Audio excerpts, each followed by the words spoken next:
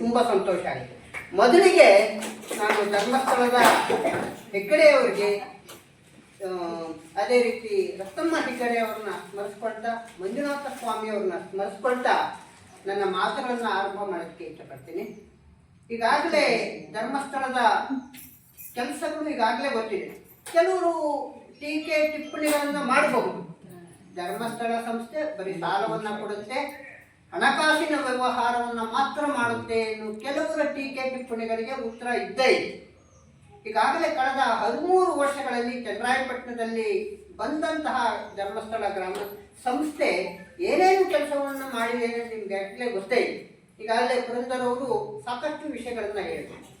ಶಿಕ್ಷಣದ ಬಗ್ಗೆ, ಆರೋಗ್ಯದ ಬಗ್ಗೆ, ಸಾಮಾಜಿಕ ಕಳಕಳಿಯ ಬಗ್ಗೆ, ಹೀಗೆ ಜೊತೆಗೆ ಆರ್ಥಿಕ ಶಿಕ್ಷಣದ ಬಗ್ಗೆ, ಆರ್ಥಿಕ ಪ್ರಗತಿಯ ಬಗ್ಗೆ ಕೂಡ ಸಾಕಷ್ಟು ಕೆಲಸವನ್ನು ಮಾಡಿ, ಕೆರೆ ಕಟ್ಟೆಗಳನ್ನು ಹೂಳೆತ್ತುವಂತಹ ಕೆಲಸ, ಸ್ಮಶಾನಗಳನ್ನು ನಿರ್ಮಾಣ ಮಾಡೋದಕ್ಕೆ, ಸ್ಮಶಾನಕ್ಕೆ ಬೇಕಾದಂಥ ಅಗತ್ಯ ಪರಿಕರಗಳನ್ನು ಕೊಡುವಂಥದ್ದು. ಚನ್ನರಾಯಪಟ್ಟಣದಲ್ಲಿ ಇರುವಂತಹ ಒಂದು ರುದ್ರಭೂಮಿಗೆ ಧರ್ಮಸ್ಥಳದ ಹೆಗ್ಗಡೆಯವರು ಕಳೆದ 20 ವರ್ಷಗಳ ಹಿಂದೆ ಫರ್ನೇಸ್ಗೆ ಹಣವನ್ನು ಕೊಟ್ಟಿದ್ದರು.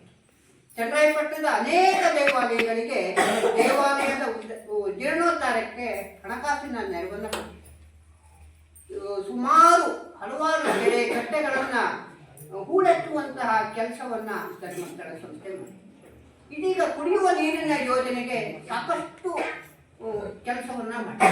ಹೀಗೆ ಧರ್ಮಸ್ಥಳ ಸಂಸ್ಥೆ, ಗ್ರಾಮಾಭಿವೃದ್ಧಿ ಸಂಸ್ಥೆ ಒಂದು ಸರ್ಕಾರ ಮಾಡಬಹುದಾದಂಥ, ಮಾಡಕ್ಕಾಗದಲೇ ಇರುವಂತಹ ಒಂದು ಕೆಲಸವನ್ನ ತನ್ನ ಮಹಿಳಾ ಸಂಘಟನೆಗಳ ಮೂಲಕ ಅತ್ಯಂತ ಯಶಸ್ವಿಯಾಗಿ ಮಾಡ್ತಾ ಇರೋದು ತುಂಬಾ ಸಂತೋಷ ಆಗಿದೆ. ದಯವಿಟ್ಟು ಚಪ್ಪಾಳೆ ಹೊಡಿಬೇಕು.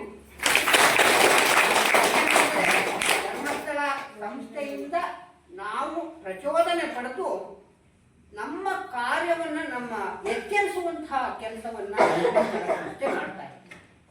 ಈ ನಿಟ್ಟಿನಲ್ಲಿ ಜನಜಾಗೃತಿ ಕೂಡ ನಡೀತಾ ಇದೆ. ಹೇಗೆ ಅಂತಂದ್ರೆ, ಈಗಾಗಲೇ ಮದ್ಯವರ್ಜನ ಶಿಬಿರ ಚನ್ನರಾಯಪಟ್ಟಣದಲ್ಲೂ, ನಮ್ಮ ತಾಲೂಕಿನಲ್ಲೂ ಅಷ್ಟೇ ಸಾಕಷ್ಟು ಮದ್ಯವರ್ಜನ ಶಿಬಿರಗಳು ನಡೆದು ಹಲವಾರು ಮಂದಿ ಈ ಮದ್ಯವನ್ನು ಕುಡಿಯುವ ಚಟವನ್ನು ಬಿಟ್ಟಿರುವಂತಹ ಒಂದು ಕೆಲಸವನ್ನು ನಾವು ಹೇಳ್ಬೋದು.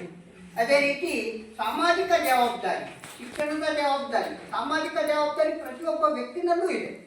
ಆ ವ್ಯಕ್ತಿ ತನ್ನ ಕರ್ತವ್ಯವನ್ನ ಪಾಲನೆ ಮಾಡಿದಾಗ ಅವನು ಜೀವನದಲ್ಲಿ ಆಗೋದಕ್ಕೆ ಸಾಧ್ಯ ಆಗಿದೆ.